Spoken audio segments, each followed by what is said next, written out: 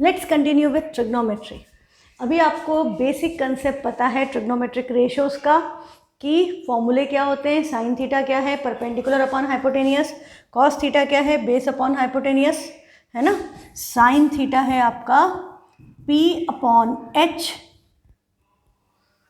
Cos theta is B upon H and tan theta is P upon B। Tan theta इस perpendicular upon base, ये आपको पता है। और साइन का रेसिप्रोकल कोसेक थीटा है तो cosec theta hypotenuse upon perpendicular हो जाएगा।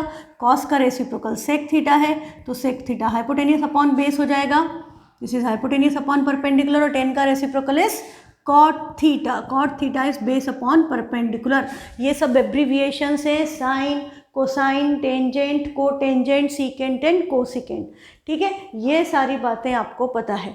परपेंडिकुलर क्या है, बेस क्या है, ये भी आपको पता है कि यदि हमारा ट्राइंगल है, हाँ देखो इसमें मैंने दोनों में एंगल C ले लिया है 90 डिग्री, और मैंने एक में A यहाँ लिखा है, B वहाँ लिखा है, यहाँ B लिखा है, वहाँ A लिखा है। If B is theta, angle ये थीटा है और इस केस में A थीटा है। मैंने दोनों में अलग अलग थीटा ले लिया कि A और B को इंटरचेंज कर दिया, थीटा इंटरचेंज कर दिया, तो क्या होगा, आपको क्या पता है कि थीटा या एंगल किसके बीच में फॉर्म होता है हमेशा, hypotenuse and base, adjacent side and hypotenuse के बीच में एंगल फॉर्म होता है। तो ये हमारा हाइपोटेनियस तो ऑलवेज फिक्स्ड है कि 90 के opposite side is known as hypotenuse. तो दोनों केस में हाइपोटेनियस तो आपकी AB ही है। हाँ, अब हमारा क्या हुआ, जब हमने यहाँ पर एंगल बनाया तो अब आपका बेस क्या हो गया, इस केस में आपका बेस या एडजेसेंट साइड इज BC, और opposite side opposite to angle, opposite side या परपेंडिकुलर आपका क्या हो गया, AC। ठीक है, ये आपका बेस है और अपोजिट साइड को हम क्या बोलते हैं, perpendicular. Adjacent side is known as base. पर जैसे ही हमने थीटा की पोजीशन चेंज की तो यहाँ पर हमारा एंगल तो हमेशा बेस और हाइपोटेनियस, एडजेसेंट साइड और हाइपोटेनियस के बीच में ही फॉर्म होगा। तो आपका यहाँ पर चेंज क्या हो गया, मैं इसी पे लिख देती हूँ, ये आपका बेस अब आपका हो गया है AC और आपकी अपोजिट साइड अब आपकी हो गई है BC। AC और BC की पोजीशंस इंटरचेंज हो गई, मतलब perpendicular and base interchange their place. ये बेसिक चीज़ें ट्रिग्नोमेट्री की आपको क्लियर है।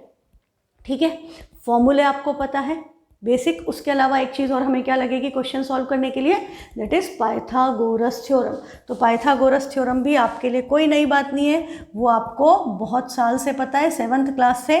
Pythagoras theorem, what is that? That is P square plus B square equal to H square।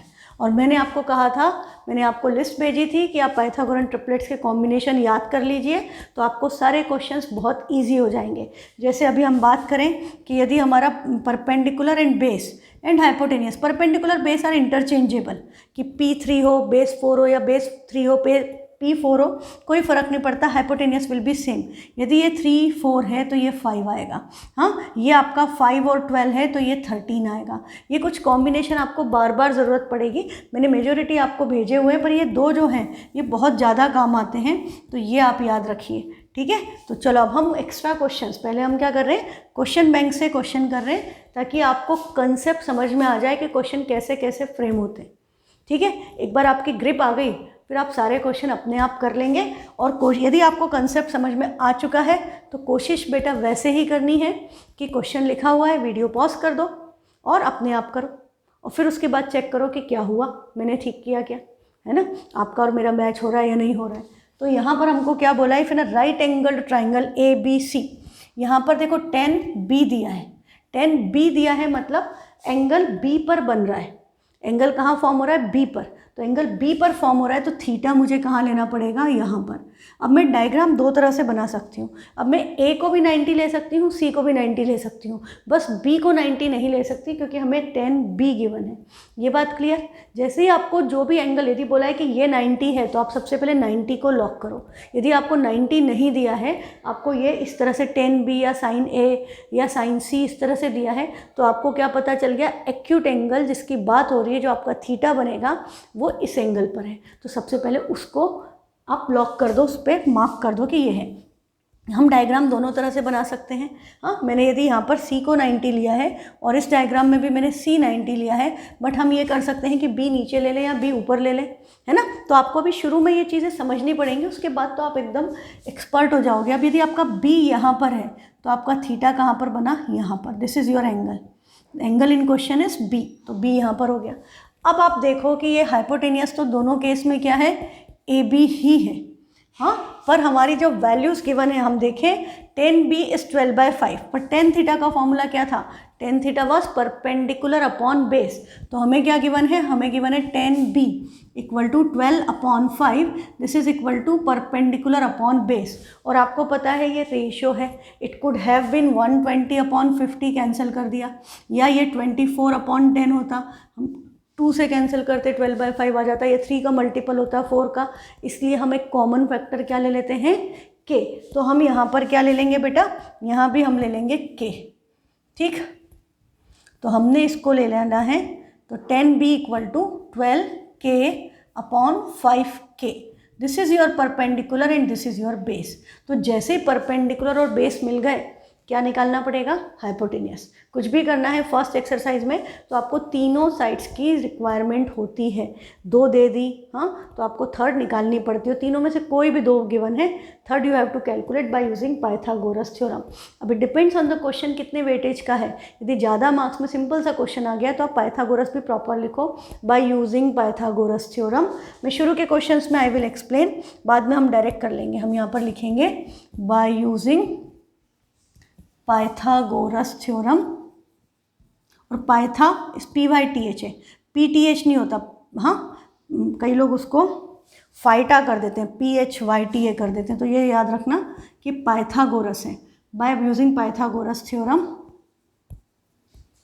अब ये परपेंडिकुलर है, बेस से हाइपोटेनियस निकालना है, तो 12k का square plus 5k square equal to h square. हाँ, तो आपका 12 का स्क्वायर 144, k का स्क्वायर k स्क्वायर, 5 का square 25, k square, this is equal to h square. 144 plus 25 will give you 169k square, which can be written as 13k whole square, this is equal to h square. Square root लोगे तो answer क्या आएगा, 13k। Actually आपको पता हो तो square root लेते हैं तो प्लस माइनस दोनों साइड आती है, साइन दोनों आता है, but side of triangle can never be negative, तो हम ओनली पॉजिटिव वैल्यूज़ ही लेते हैं। तो h इक्वल टू 13k आ गया। तो आपके पास अब देखो कि हाइपोटेनियस आपका आ गया है 13k। अब ये क्वेश्चन कम मार्क्स का हो तो ये 5 और 12 परपेंडिकुलर बेस, हाइपोटेनियस सीधे 13, आप डायरेक्ट निकालो। ये हमारा सब पार्ट है, ये मेन पार्ट नहीं है पाइथागोरस लगाना। अब हम देखें कि यदि ये एंगल थीटा था तो आपका हाइपोटेनियस तो यही है, तो दिस इज 13k। परपेंडिकुलर इसके रिस्पेक्ट में अपोजिट साइड क्या है, ये, तो this is 12k, and base है ये adjacent side which is 5k। ये साइड्स की वैल्यू हुई। पर यदि हमने डायग्राम ऐसे बनाया होता तो हमारी साइड्स क्या हो जाती, आपका एंगल के अपोजिट साइड अब ये हो गई, तो ये आपका परपेंडिकुलर है, this would have been 12k, 13k तो यही रहता दोनों केस में, और ये एडजेसेंट साइड या बेस है, ये 5k हो गया। हाँ, ये हमारा डायग्राम इस हिसाब से घूम गया, उस हिसाब से PB की वैल्यू चेंज हो गई, H विल बी सेम, 5 इधर आ गया, 12 उधर हो गया, ठीक है, ये बात क्लियर। अब हमसे पूछा क्या था क्वेश्चन में, हमसे पूछा है फाइंड साइन B, हमसे साइन B पूछा है, मतलब B के रिस्पेक्ट में ही, हमसे एंगल B के रिस्पेक्ट में ही साइन की वैल्यू पूछी है। तो साइन B, साइन थीटा का फॉर्मूला क्या होता है, sine theta is perpendicular upon hypotenuse. तो B के रिस्पेक्ट में यहाँ परपेंडिकुलर क्या है, this is P and this is P, ठीक है। तो perpendicular is 12k and hypotenuse is 13k, k cancel होंगे, आंसर आपका क्या आया, 12/13। तो यदि आपको लग रहा हो कि k लगाने से कोई फ़ायदा नहीं है तो आंसर तो सेम आएगा, बिल्कुल सही बात है, but you will lose some marks क्योंकि रेशो है। हाँ, 120/50 भी हो सकता है, इसलिए हमको k लेना पड़ता है कांस्टेंट फैक्टर रेशो में, ठीक। तो ये आप k की जगह x ले लो, y ले लो, तुम्हारी मर्जी। तो आपका साइन B की वैल्यू क्या है, 12/13। अब आपके मन में एक क्वेश्चन आना चाहिए कि भाई उसमें कुछ अलग आंसर आएगा क्या, यदि मैंने इस फॉर्मूले से मैंने डायग्राम वैसा बना दिया तो क्या मेरा आंसर चेंज हो जाएगा। आंसर विल नॉट चेंज, क्योंकि पी और बी की पोजीशन बदल गई है। यहाँ पर भी आप यदि साइन बी की वैल्यू निकालते तो आप देखो साइन बी के लिए अब परपेंडिकुलर कौन सा है, अभी भी परपेंडिकुलर ए सी है और उसकी वैल्यू तो अभी भी 12 ही है और हाइपोटेनियस की वैल्यू अभी भी 13 है। तो आपने डायग्राम कैसा भी बनाया, आपने थीटा इधर लिखा या उधर लिखा, बस उस हिसाब से आपने परपेंडिकुलर और बेस सही रखे तो आपका आंसर सही आएगा, उसमें कोई गलती नहीं होगी। क्लियर है ये बात? तो ये बात आप आपके माइंड में फिक्स कर लो कि आपने डायग्राम उधर भी बनाया, आपने एंगल किस साइड भी लिख दिया, उससे फ़र्क नहीं पड़ेगा। फ़र्क किससे पड़ेगा कि यदि हमने बी को लिख तो थीटा वहाँ पे दिया, पर हमने यहाँ 12 और यहाँ 5 लिख दिया तो हमारा आंसर उल्टा हो जाता, 5/13 हो जाता। वो किसकी वैल्यू होती, वो कॉस बी की वैल्यू होती, वो साइन बी की वैल्यू नहीं होती, है ना। तो आपको सिंपली क्या ध्यान रखना है, जो एंगल बनता है, एंगल हमेशा किसके बीच में बनता है, बेस एंड हाइपोटेनियस के बीच में। क्लियर? अभी जैसे जैसे क्वेश्चन करोगे ये चीज़ें आपको और क्लियर हो जाएगी, आपको कंसेप्ट समझ में आ जाएगा कि बार बार इतना एम्फेसिस क्यों किया जा रहा है इस बात पर, क्योंकि क्वेश्चन चेंज हो जाएगा। अभी आपसे साइन बी पूछा है, यदि आपसे यहाँ पर साइन ए पूछा होता तो हमें इस एंगल के रिस्पेक्ट में देखना है, तो इस एंगल के रिस्पेक्ट में परपेंडिकुलर ये नहीं रहेगा, 12 नहीं रहेगा, इसके रिस्पेक्ट में परपेंडिकुलर हो गया 5, हाइपोटेनियस है 13, तो साइन ए की वैल्यू क्या होती, 5/13। साइन ए 5/13 है और साइन बी 12/13 है।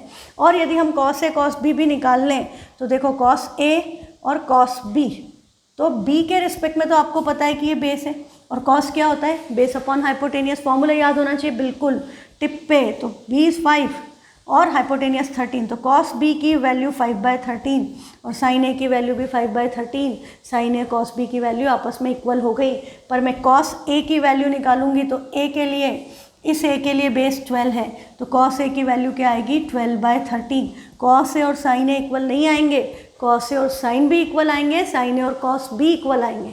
ठीक है, ये अभी बातें थोड़ी सी हो सकता है आपको लग रहा हो कि क्या क्या बात हो रही है, पर अभी देखो बिल्कुल सब समझ में आने लग जाएगा। 3-4 क्वेश्चन होते होते आप एकदम एक्सपर्ट हो जाओगे। तो अब देखो नेक्स्ट क्वेश्चन क्या है, in triangle A B C right angled at A, तो हमने राइट एंगल मार्क कर दिया ए पर, ए बी सी बोला। जैसे क्वेश्चन पढ़ो सबसे पहले क्या होना चाहिए, ट्राइंगल बनाया, फटाफट ट्राइंगल बनाया, एक एंगल 90 डिग्री, एक राइट ट्राइंगल बना के एक एंगल 90 बना दिया। अब हमने क्वेश्चन को ध्यान से पढ़ना शुरू किया, राइट एंगल्ड एट ए, तो हमने जल्दी से इस पर ए लिख दिया। अभी हमने बाकी नहीं लिखा, बाकी आपकी मर्जी, फिर यहाँ पे कुछ 10A 10B ऐसा नहीं दिया। यदि आपको एंगल गिवन है जैसे पिछले क्वेश्चन में था, तो सबसे इजी कॉम्बिनेशन होता है बेटा, उसको बेस जैसा अपना नॉर्मल डायग्राम हम अभी तक बनाते आए ना कि नीचे वाला बेस साइड वाला परपेंडिकुलर, वैसा ही रखो कि नीचे वाला एंगल को एक्यूट एंगल ले लो जो क्वेश्चन में है, तो आपका कन्फ्यूज़न ही नहीं होगा कि कौन सा परपेंडिकुलर कौन सा बेस है ना। दैट विल ऑलवेज सेट, क्योंकि हमारे माइंड में इतने साल से वही फिक्स है कि ये बेस है, ये परपेंडिकुलर है, तो कन्फ्यूज़न ही नहीं होगा, है ना। पर यदि हमको नहीं दिया है तो हमारी मर्ज़ी, हम किसी को भी बाकी की साइड्स लिख दें, बी इधर लिख दें, सी इधर लिख दें, कोई फ़र्क नहीं पड़ता। आपने देख लिया पिछले क्वेश्चन में आंसर सेम आता है। ठीक है, तो अब हमें क्या क्या गिवन है, ए बी 24, तो हमने ए बी पे 24 लिख दिया। हमें ए सी बोला है 7, तो हमने ए सी को मार्क कर दिया 7। अब क्या बोल रहा है, find all trigonometric ratios of angle B, तो एंगल कौन सा है, बी, मतलब थीटा कहाँ पर है, यहाँ पर, this is your angle in question. ठीक है, एंड वेरीफाई द रिजल्ट, और हमको ये रिजल्ट वेरीफाई करना है। तो सबसे पहले तो हमें क्या है, पता है कि जब भी ऐसा रेशियो वाला क्वेश्चन है तो हमें तीनों साइड की ज़रूरत है और एक मिसिंग है, तो सबसे पहले हम उसको ही ढूंढें कि what is the value of hypotenuse. तो ये कॉम्बिनेशन भी आपको याद होना चाहिए। 7 और 24 के साथ क्या आता है, 25। अभी मैं एक्सप्लेन कर रही हूँ कैसे आता है, बाद में हम डायरेक्टली करते चलेंगे। हाँ, तो आप क्या करोगे, इसमें पाइथागोरस थ्योरम लगाओगे, तो 7 square plus 24 square equal to h square, और हमें क्या लेना है यहाँ पर, एक कॉमन फैक्टर k, तो इसके साथ हम एक ब्रैकेट में बाहर मैंने लिख दिया k स्क्वायर। तो 7 का स्क्वायर क्या हुआ, 49, 24 का स्क्वायर कितना होता है, 576 times k square, this is equal to h square. इनको ऐड करो, this will give you 625 k square. तो आप स्क्वायर रूट लोगे तो हाइपोटेनियस क्या आ गया, 25k, प्लस माइनस आएगा but we consider only positive value, क्योंकि side of triangle can never be negative, तो हम पॉजिटिव वैल्यू ही लेंगे। तो हमारी हाइपोटेनियस क्या आ गई, 25k। First part of the question complete. ये किससे किया है, बाय यूजिंग पाइथागोरस थ्योरम। ठीक है। तो ज़्यादा मार्क्स में है तो हमें लिखना है, बट ये क्वेश्चन बिकॉज ये क्वेश्चन थोड़ा सा लंबा है तो हमें इसमें पाइथागोरस शो करने की ज़रूरत नहीं है। हम डायरेक्टली लिख सकते हैं by Pythagoras theorem AC = 25K, ठीक, डायरेक्ट लिख सकते हो आप। अब आपका next part of the question क्या था कि आपको सारी ट्रिग्नोमेट्रिक रेशियोज लिखने हैं। तो आपको सबसे पहले क्या करना है, फॉर्मूले लिखने पड़ेंगे। तो सबसे पहले क्या आ गया, साइन बी, फिर साइन का रेसिप्रोकल साथ में लिख दो कोसेक बी, और कॉस बी, कॉस का रेसिप्रोकल सेक बी, फिर टेन बी और कॉट बी। फॉर्मूले हर क्वेश्चन में लिखोगे, अपने आप याद हो जाएंगे।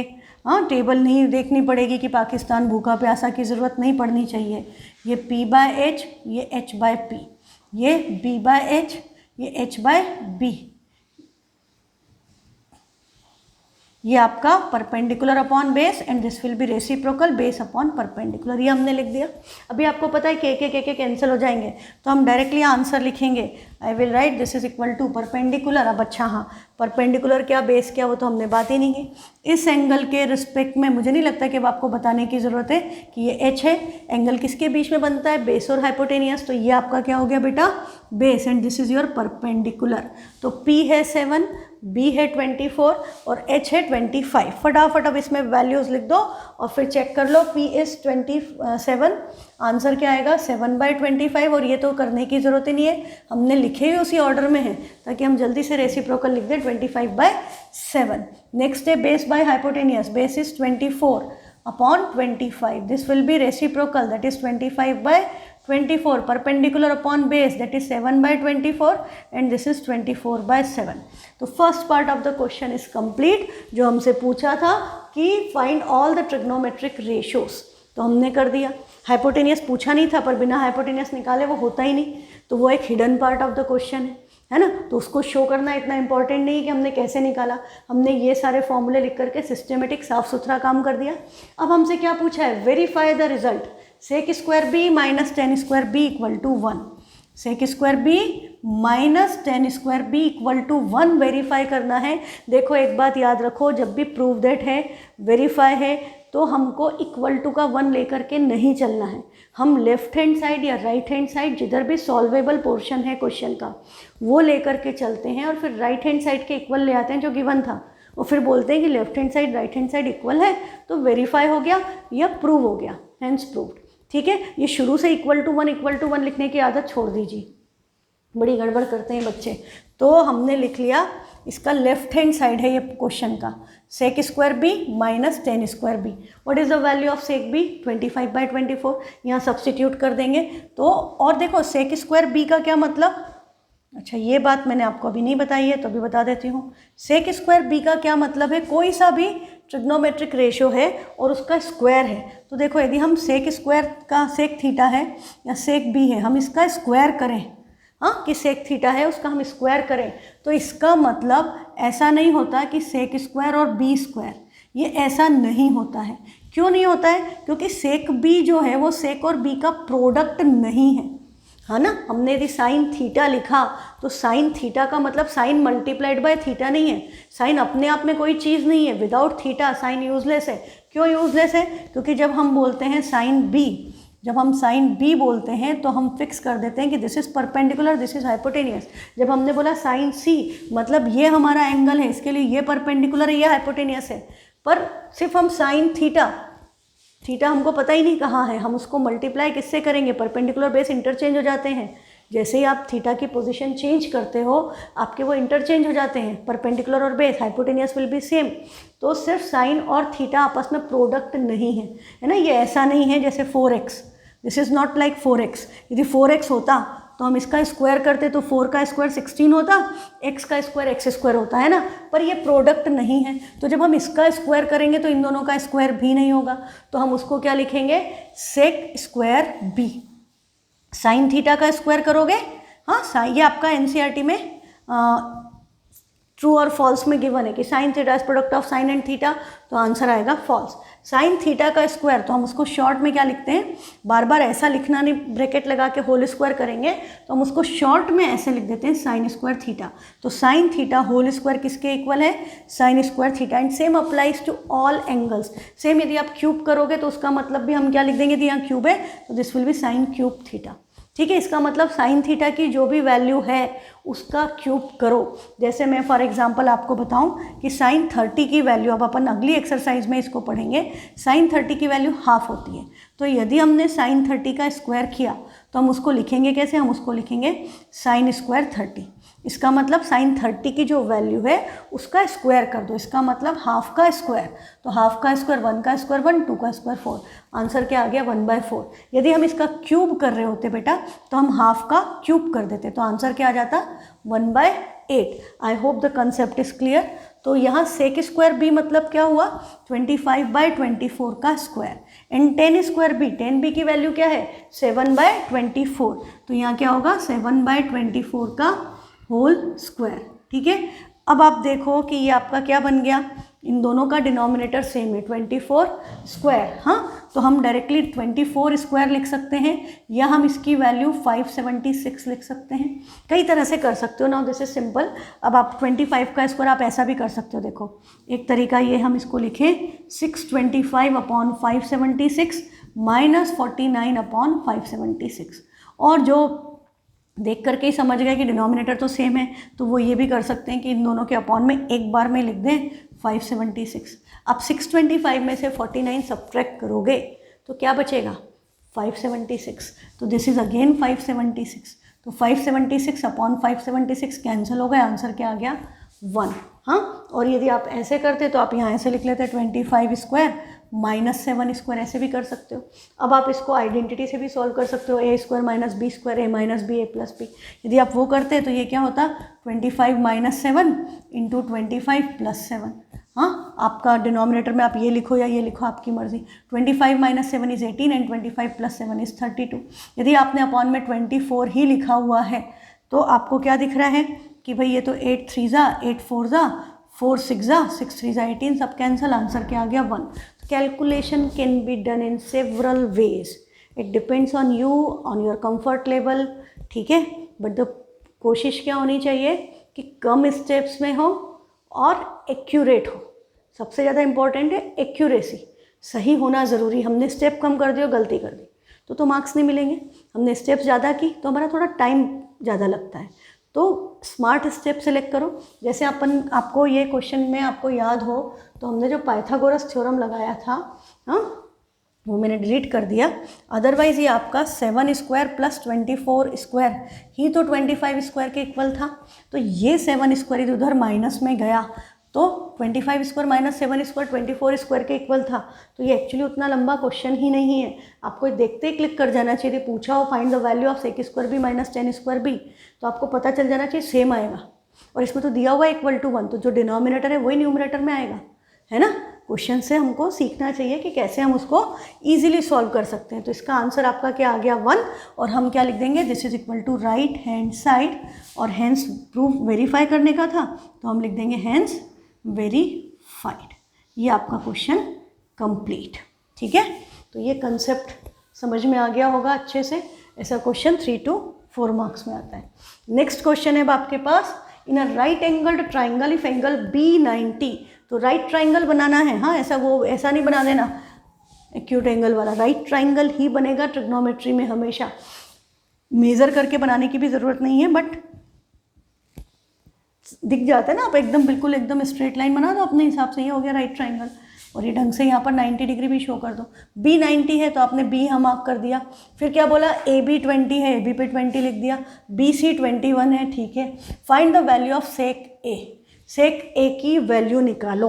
तो सेक ए क्या होगा, सेक क्या होता है ए के रिस्पेक्ट में, means this is your angle in question. ठीक है, सेक ए हाइपोटेनियस अपॉन बेस, तो हाइपोटेनियस तो है ही नहीं, फिर प्रॉब्लम अटक गई। तो हाइपोटेनियस तो निकालना पड़ेगा, तुम्हें पता है। अब ये कॉम्बिनेशन भी याद रखना, 20 का स्क्वायर क्या होगा 400, 21 का स्क्वायर क्या होगा 441, दोनों को ऐड किया क्या आ गया 841। किसका स्क्वायर है 29 का। This is the square of 29। Check करना चाहते हो तो 29 मल्टीप्लाइड बाय 29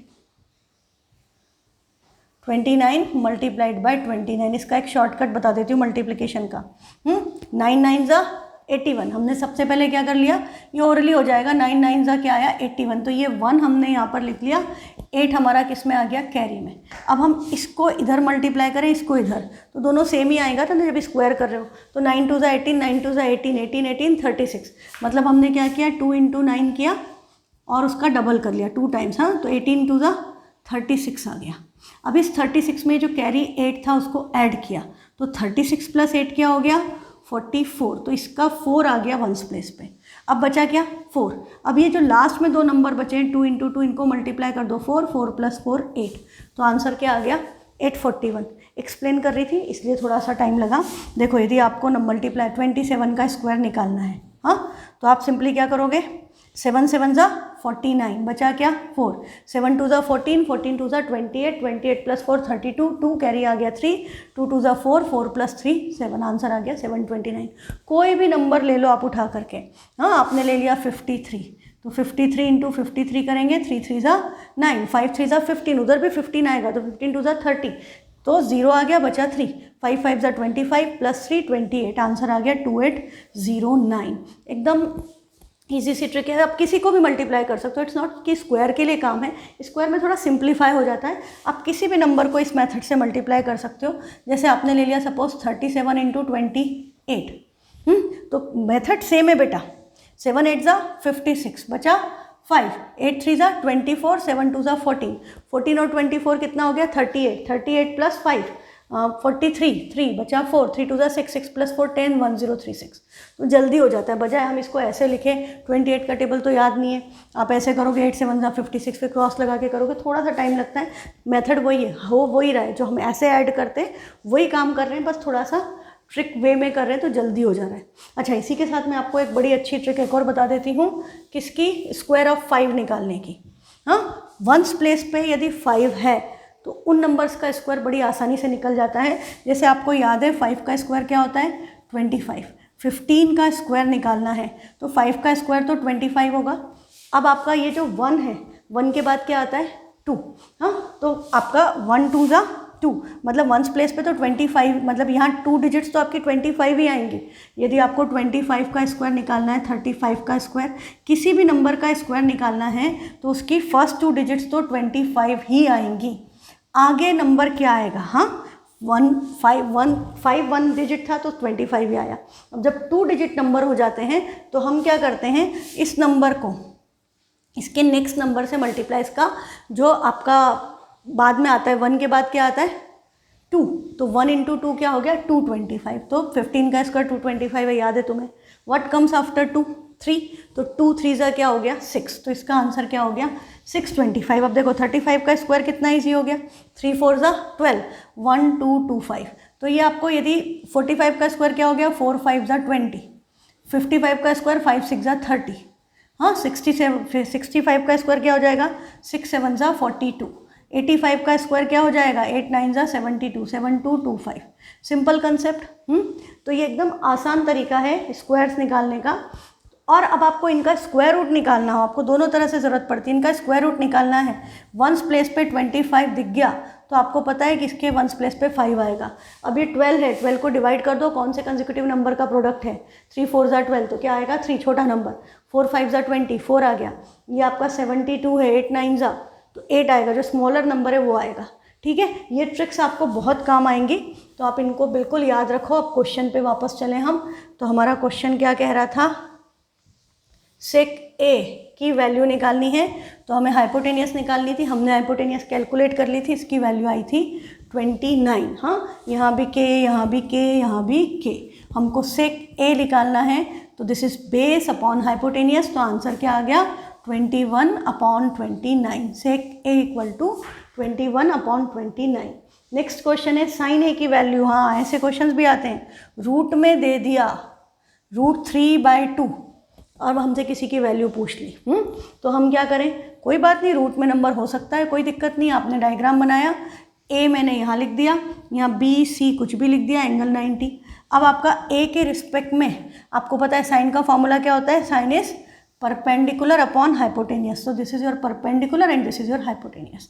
तो हाइपोटेनियस है 2 और परपेंडिकुलर, इसके लिए परपेंडिकुलर ये है, दिस इज √3k। अब क्या निकालना है यहाँ पर, you need to find base. हाँ, हमको परपेंडिकुलर पता है और हमको हाइपोटेनियस पता है, हमको बेस फाइंड करना है। तो अब देखो बेटा ये भी आता है ना आपको कि p² + b² h² है, तो आपको डायरेक्टली करना आना चाहिए कि p² है तो h² - b² करके स्क्वायर रूट कर दो, आपको b² निकालना है तो h² - p² कर दो। ये चीज़ें भी डायरेक्टली क्लिक करना चाहिए पाइथागोरस थ्योरम से, 10th क्लास में अपन है ना। तो अब आप देखो कि आपको क्या निकालना है, b, तो b² निकालना है, मतलब h² में से p² माइनस कर दूँ डायरेक्टली, तो h² क्या हुआ 2k का स्क्वायर 4k² माइनस √3 का स्क्वायर, √3 का स्क्वायर 9th में खूब किया है, 3k² क्या बचा 1k² मतलब k²। तो आपका ये बेस इक्वल टू क्या हो जाएगा, रूट इसका मतलब बेस की वैल्यू आ गई k, मतलब बेस आपका क्या आ गया एक्चुअली 1 यूनिट, तो दिस इज k। ठीक है, तो बेस आ गया k। अब हमसे क्या पूछा है, वैल्यू पूछी है, find the value of 2 cot² a - 1। तो 2 cot² a - 1 में हम वैल्यू सब्सटीट्यूट करना चाहते हैं, किसकी, cot a की। तो what is the formula of cot a, cot a, cos a नहीं cot a, तो cot a is base upon perpendicular. cot किसका रेसिप्रोकल है, 10 का, तो ये क्या होगा बेस अपॉन परपेंडिकुलर। बेस क्या है तुम्हारा k और परपेंडिकुलर क्या है √3k, तो वैल्यू क्या आएगी k अपॉन √3k, मतलब वैल्यू आ गई 1/3। हाँ, तो इसकी वैल्यू कॉट की वैल्यू आई आपकी base upon perpendicular, that is 1/√3, 3 नहीं 1/√3। मैंने क्या सोच लिया कि उसका स्क्वायर है तो रूट हट जाएगा।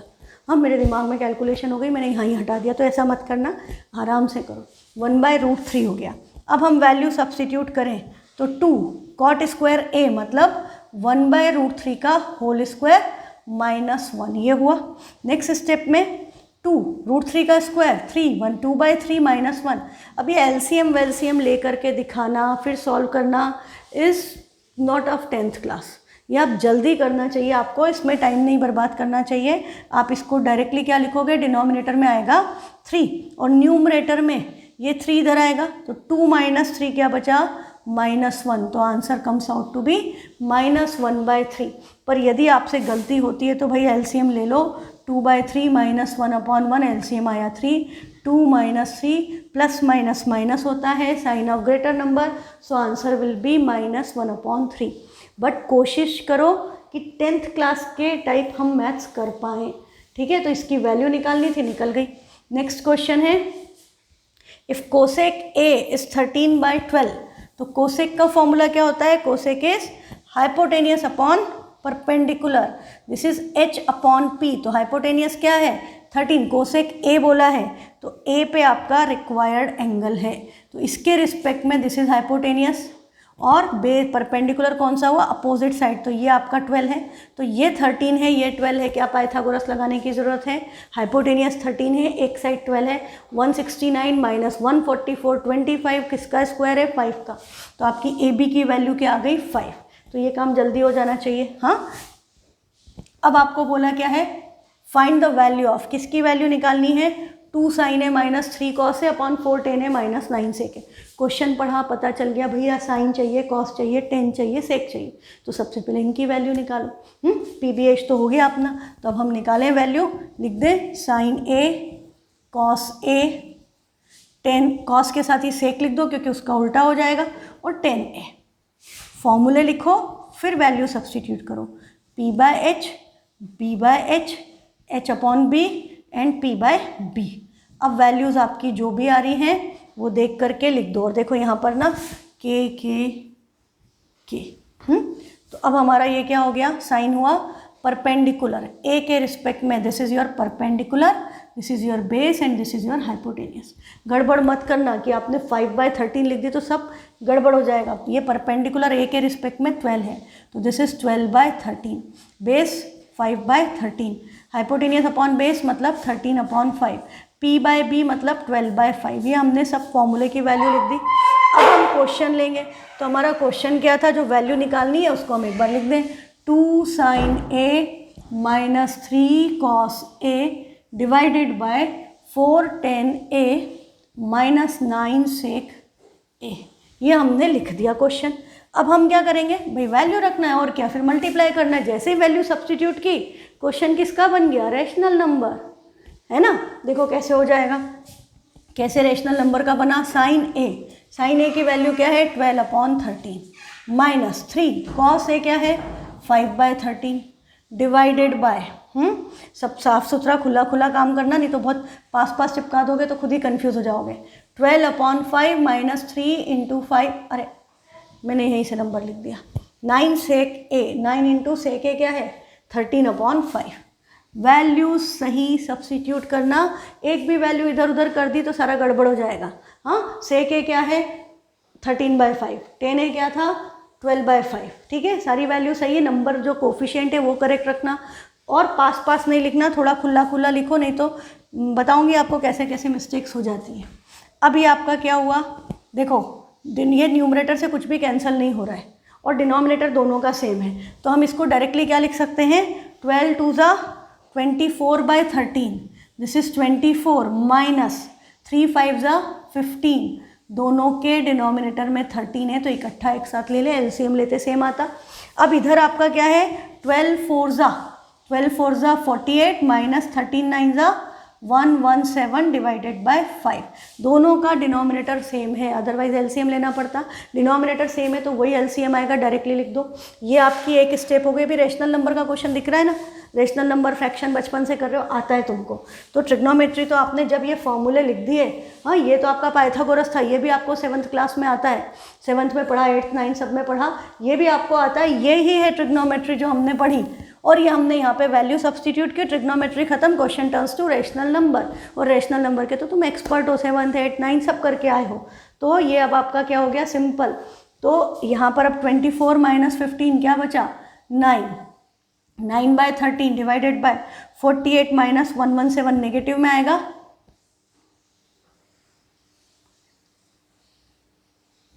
-69/5। और देखो कैलकुलेशन मिस्टेक चेक करने का, हो सकता है गलत लिख दिया हो, तो हम क्या करें, हम इसको यदि हमने अभी सब्ट्रैक्ट किया है तो हम इन दोनों को प्लस कर लें। तो 9 + 8 17 का 7 कैरी 1, 6 + 4 10 10 + 1 11, सेम नंबर आ गया। यहीं कि यहीं कुछ सेकेंड्स लगे और कैलकुलेशन चेक हो गई। पूरा सॉल्व करके चेक करने नहीं आना है। Make it a habit while solving maths कि उसी वक्त जो किया उसका अपोजिट। अभी मैंने सब्ट्रैक्ट किया था, अभी मैंने इनको ऐड करके देख लिया कि आंसर सेम आ रहा है। जल्दी से चेक हो गया, टाइम भी नहीं लगा। मैं एक्सप्लेन करती हूँ तो टाइम लगता है, आप करोगे आपको बिल्कुल टाइम नहीं लगेगा। अब देखो रेशनल नंबर का रूल आपको याद होगा कि ये नंबर है, इसके डिवाइड में ये नंबर है, ये नंबर इससे डिवाइड हो रहा है, तो क्या हो जाता है, डिवीजन बिकम्स मल्टीप्लिकेशन और नंबर का रेसिप्रोकल। जैसे हम यदि a/b को डिवाइड कर रहे हैं c/d से, हाँ a/b is being divided by c/d, तो ऊपर वाला नंबर तो ऐसे रहता है ना। डिवीजन का साइन किस में बदल जाता है, मल्टीप्लिकेशन में। और इस नंबर का रेसिप्रोकल मतलब उल्टा कर दो तो ये क्या बन जाएगा, d/c। ये बात याद है, फर्स्ट रूल। अभी हम सारे नहीं करेंगे, हमको जहाँ ज़रूरत पड़ेगी आई विल एक्सप्लेन। ये आपका फर्स्ट नियम है रेशनल नंबर को रेशनल नंबर से डिवाइड करने का। तो ये आपका यहाँ पर अप्लाई हो रहा है, तो ये क्या बनेगा, this will be 9/13 as it is. Divide है तो क्या हो गया, मल्टीप्लिकेशन। साइन नेगेटिव का हमेशा न्यूमरेटर में आता है, इसका रेसिप्रोकल, तो ये हो गया 5/69। ठीक है, ये हो गया। अब क्या करना है, जो भी यदि कुछ है तो कंबाइन हो रहा है तो कंबाइन कर दो, अदरवाइज कैंसिल हो रहा है तो कैंसिल कर दो, नहीं तो मल्टीप्लाई न्यूमरेटर न्यूमरेटर से, डिनोमिनेटर डिनोमिनेटर से मल्टीप्लाई करके जो आ रहा है वो आंसर लिख देंगे। तो पहली बात तो हम साइन पे ध्यान दें, तो हमें यहाँ एक ही माइनस साइन नज़र आ रहा है तो साइन आ गया नेगेटिव। अब ये 9 है और ये 69 है, ये दोनों 3 से कैंसिल होते हैं तो कैंसिल करेंगे। Answer should be always in standard form. What is standard form? Numbers should be co-prime. What is co-prime? Number system पढ़ के आए हो, HCF should be 1. There should not be any other common factor than 1. ये सब बातें बिल्कुल याद रखी जाए। 3 2 3 3 23। अब कुछ कैंसिल नहीं हो रहा है, सब प्राइम नंबर हो गए। तो न्यूमरेटर में 3 5 15 और 13 3 39, 3 13 2 26 27 28 29। आंसर क्या आ गया, 299। तो this is your final answer. This is equal to -15/299। ठीक, ये क्वेश्चन कंप्लीट, ये आपका 3 मार्क्स में IIS में आया हुआ है। नेक्स्ट क्वेश्चन है, इफ़ कॉस थीटा की वैल्यू 3/5, अब देखो थीटा बोल दिया ना, ए बोला ना बी बोला, तो तुम्हारी मर्जी, थीटा इधर लगा दो या थीटा ऊपर लगा दो, है ना। जब ए बी देते हैं या PQR दे देते हैं तब तो हमें ध्यान रखना पड़ता है कि वो उसी पॉइंट पे आए। जब उन्होंने कॉस थीटा बोल दिया तो आप फ्री हो गए एकदम। और मैंने आपको क्या बोला था, थीटा कहाँ ले लेना चाहिए, इस जगह पे, नीचे वाले पे। तो कॉस थीटा 3/5 है, तो कॉस थीटा अब तक समझ में आने लग गया होगा ना कि कॉस क्या होता है, बेस अपॉन हाइपोटेनियस। तो यहाँ के, तो बेस है 3 के और हाइपोटेनियस है 5 के। अब ये 3 और 5 के संग निकालना है, तो 5 और हाइपोटेनियस 5 हो, ये याद रखना, 3-5 वाला नहीं। हाइपोटेनियस यदि 5 है और एक साइड 3 है तो दूसरी 4 होगी। हाइपोटेनियस 5 है, एक साइड 4 है तो दूसरी 3 होगी। हाँ, पर यदि हाइपोटेनियस की जगह 4 दे दिया तो फिर वो 5-3 नहीं चलेगा, कुछ और आएगा। तो ये ध्यान रखना, गड़बड़ मत करना। तो इसकी वैल्यू पाइथागोरस से क्या आ जाएगी, 4 के। अब ये तो करवाने की ज़रूरत नहीं, अब तो आ गया तुमको। अब हमको वैल्यू किसकी निकालनी है, cosec theta, tan theta, sec theta, cot theta. तो अब हम क्या करेंगे, हम लिख देंगे cosec theta is hypotenuse upon perpendicular, sec theta तो दिया ही नहीं, कॉस थीटा दिया था, sec theta is hypotenuse upon base, tan theta and cot theta. Tan is perpendicular upon base, cot is base upon perpendicular. बेटा हर question में formula लिखो, आलस मत करो, ये मत सोचो कि बार बार कौन लिखे। लिखोगे तो आपके माइंड में सब फिक्स हो जाएंगे, आपको कभी भी प्रॉब्लम नहीं आएगी कि फॉर्मूला याद नहीं है। ट्रिग्नोमेट्री तो समझ में आ गई, पर फॉर्मूला याद नहीं है। हाँ, या फॉर्मूले के कारण आपको लगेगा कि बड़ा डिफिकल्ट है, तो साथ साथ लिखते चलोगे, कभी गड़बड़ नहीं होगी। अभी आपको पता है थीटा हमने यहाँ लिया है, तो ये फिक्स हो गया कि ये बेस है, ये परपेंडिकुलर है। हाइपोटेनियस में तो कोई शक था ही नहीं कभी। तो हाइपोटेनियस अपॉन परपेंडिकुलर 5/4, ये हो गया 5/3। ये P/B मतलब 4/3 एंड दिस इज 3/4। के कैंसिल हो जाएंगे, आंसर यही आएगा। अब हमको इसमें वैल्यू सब्स्टिट्यूट करनी है। ये क्या है, 5 cosec theta minus 10 theta upon sec theta plus cot theta. मैं यहीं पे डायरेक्टली वैल्यू रख रही हूँ, एक बार आप ये क्वेश्चन नोट करोगे फिर सब्स्टिट्यूट करो। तो 5 कोसेक थीटा क्या है, 5/4, तो ये हो गया 5/4 माइनस, थोड़ा गैप दे दो या यहाँ पर ब्रैकेट लगा लो, 4 टेन थीटा इज 4/3, तो this is 4/3 divided by sec theta is 5/3 plus cot theta क्या होगा, 3/4। ये हमने लिख दिया। कोई डाउट है, एकदम सिंपल सी बात है। जो वैल्यूज़ निकाली थी, जो भी लिखा है उस हिसाब से सब्स्टिट्यूट की। अब ऐसी गलती मत करना कि 5 लिखना भूल गए या कोसेक थीटा की वैल्यू की जगह सेक थीटा की डाल दी, है ना। ये छोटी छोटी गलतियाँ जो होती हैं, जनरली किस लिए होती हैं, हम बहुत जल्दबाजी में करते हैं। आराम से माइंड को रिलैक्स करते हुए क्वेश्चन करो, कोई प्रॉब्लम नहीं है, आपको सब आता है। अब फिर वही क्वेश्चन हो गया रैशनल नंबर। तो अब तुम्हें पता ही है कि भाई 5 × 5 4 से कैंसिल तो नहीं हो रहा, 5 5 सा क्या हो गया 25/4 माइनस 4 4 सा 16/3 डिनोमिनेटर में। अब डिनोमिनेटर को हम यहीं सॉल्व कर दें, हाँ, क्योंकि इनका LCM लेना पड़ेगा। तो हम इसको क्या लिखेंगे, इनका LCM क्या आ गया, मैं यदि यहाँ पर लिखूंगी तो दिस इज 4 3 सा 12। नंबर जब कोप्राइम नंबर है, हाँ, कोप्राइम मतलब 3 और 4 में कोई कॉमन फैक्टर नहीं, 1 के अलावा। कोप्राइम नंबर की अपने एक डेफिनेशन और पढ़ी थी, सारे कंसेक्यूटिव नंबर्स कोप्राइम होते, तो 3 and 4 आर कोप्राइम नंबर्स।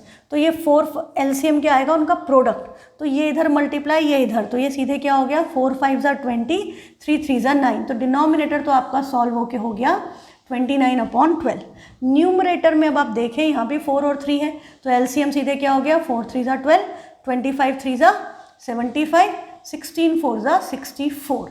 इसके अपॉन में ये चल रहा है, ठीक है। और इक्वल टू 2 जगह नहीं आएगा बेटा, इक्वल टू हम एक ही बार लगाएंगे, ठीक है। अब 75 में से 64 माइनस किया तो क्या बचा 11, और ये 12 से ये 12 कैंसिल हो जाएगा, अभी डायरेक्ट कर रही हूँ, अपॉन में 29। आंसर आ गया 11/29, दोनों प्राइम नंबर है, यही रहेगा। अच्छा, जिसको नहीं समझ में आया हो, ये बचा 11/12 डिवाइडेड बाय 29/12। तो वही जो आपको नंबर का बताया था, तो क्या होगा 11/12 तो ऐसे ही रहेगा, first number, division becomes multiplication, number का रेसिप्रोकल 12/29, ये कैंसल, आंसर क्या आया 11/29। तो ये अपन 8th क्लास में नहीं है अब, तो हमको इन स्टेप्स के मार्क्स नहीं मिलेंगे, इसमें हमारा टाइम वेस्ट होगा। तो हम जितनी जल्दी कर सकें उतना अच्छा। जो ज़रूरी स्टेप्स है जिसके मार्क्स हैं वो मैं आपको बताती जा रही हूँ कि ये लिखना है, ये लिखना है। हाँ, जो अनावश्यक स्टेप्स है जिसमें आपका टाइम लगता है पर उसके एक्स्ट्रा मार्क्स नहीं मिलते, वो भी मैं आपको बताती जा रही हूँ। तो नोट करना और उसको फॉलो करना इज़ योर ड्यूटी। तो ये आंसर आ गया। देखो 4 मार्क्स का क्वेश्चन था, मिल गए 4 मार्क्स। नेक्स्ट क्वेश्चन क्या कह रहा है, if 5 tan theta equal to 12। अब ये ऐसे ही क्वेश्चन आपको 8.1 में भी मिलेंगे। हाँ, आपको क्या करना है, आपको उनको सॉल्व करना है। आज के लिए आपके लिए होमवर्क ये है कि आप एक्सरसाइज खोलो, जितने क्वेश्चन आते हैं तुमको कर डालो, ठीक है। और जो नहीं आए चिंता मत करो, कल हम सारे कर लेंगे, है ना, कोई प्रॉब्लम नहीं है, अपन सब कर लेंगे। बट मैंने ये इसलिए करा है क्योंकि मुझे पता है कि इसके बाद आधे से ज़्यादा एक्सरसाइज आप अपने आप कर लोगे।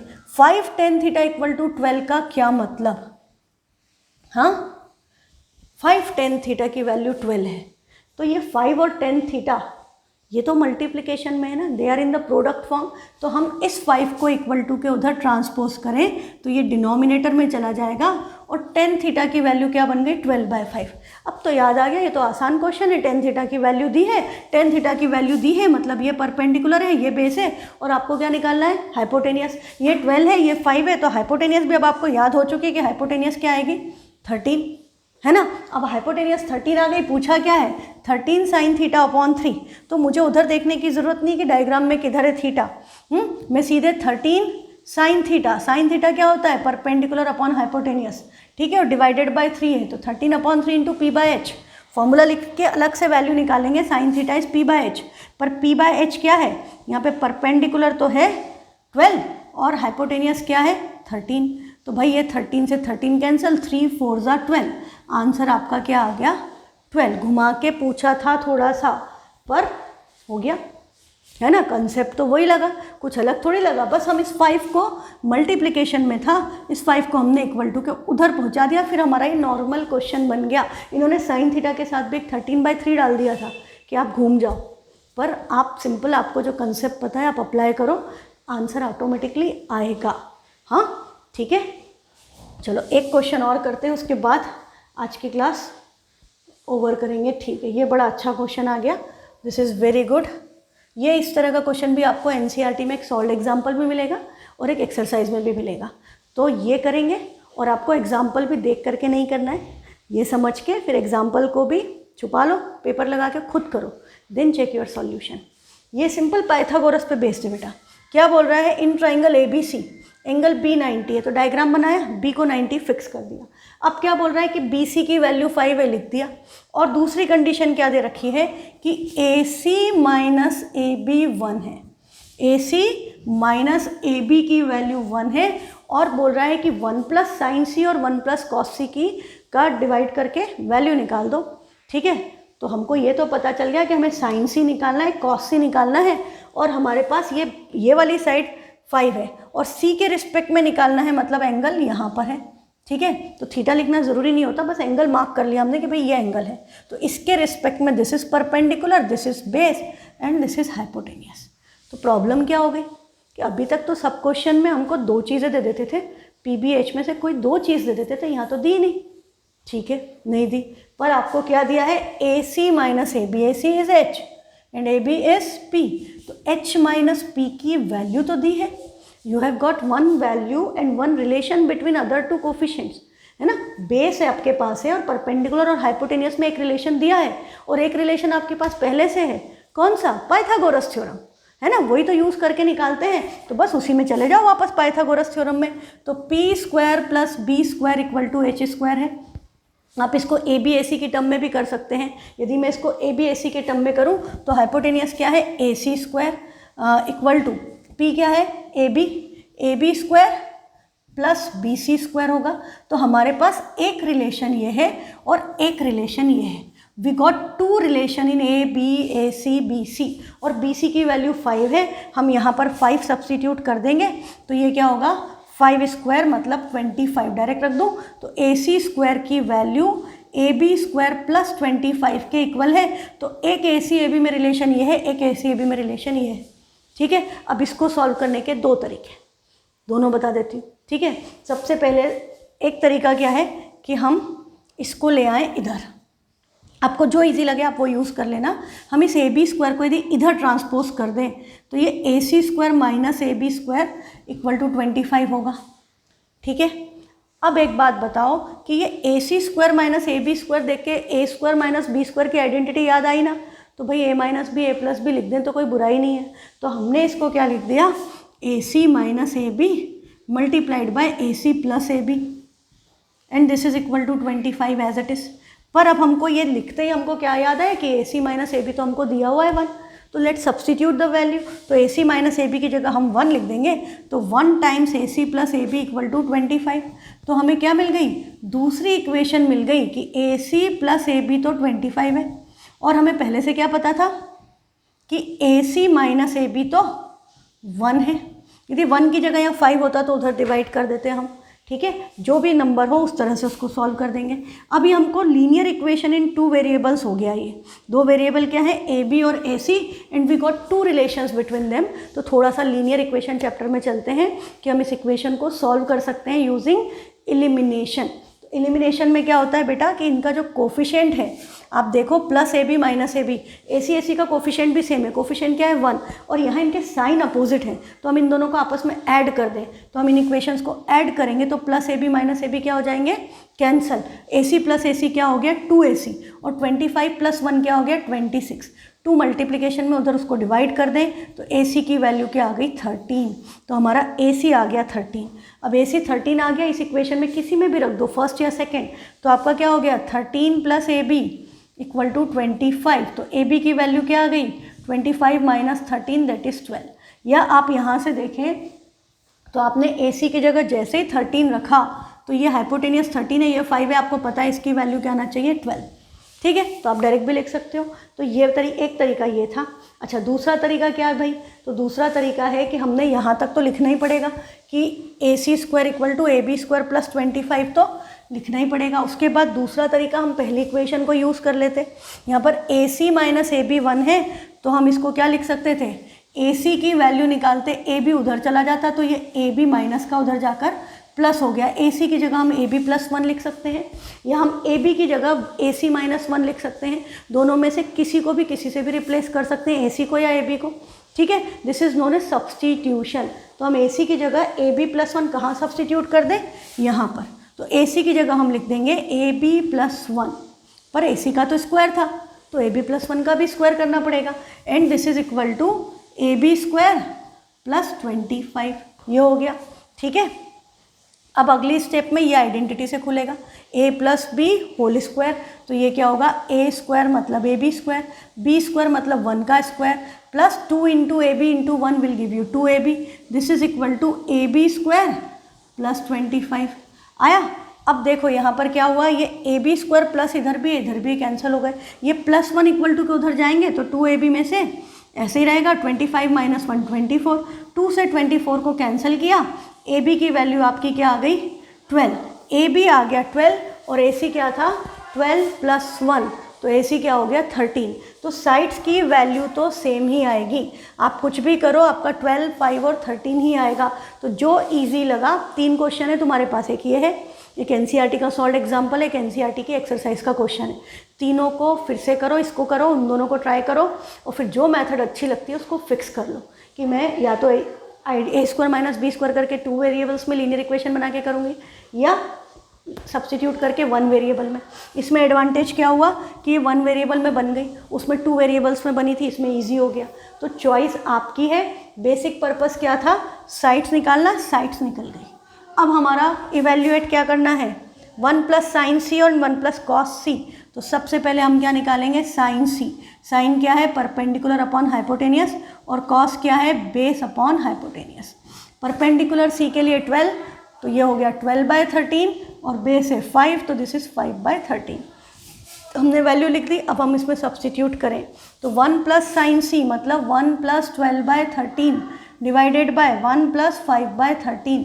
टेक एलसीएम, तो एलसीएम क्या आएगा, एक के डिनोमिनेटर में 1 है तो एलसीएम 13 ही आएगा। ये 13 प्लस 12 हो गया, एंड 13 प्लस 12 की वैल्यू क्या होती है, I can directly right this is 25 upon 13, upon में 13 प्लस 1 13 प्लस 5 डिवाइडेड बाय 13, तो ये क्या बन गया 18/13।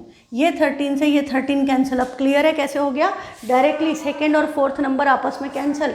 आंसर क्या बचा, this is equal to 25/18। There is no common factor, they are coprime, तो यही आंसर है। यदि ये 26 होता तो हम उसको 2 से कैंसिल करके 13/9 लिखते। ठीक है, तो आज की क्लास यहाँ पर ओवर। आपके लिए होमवर्क है exercise 8.1 and examples. I hope you are enjoying trigonometry. Thank you.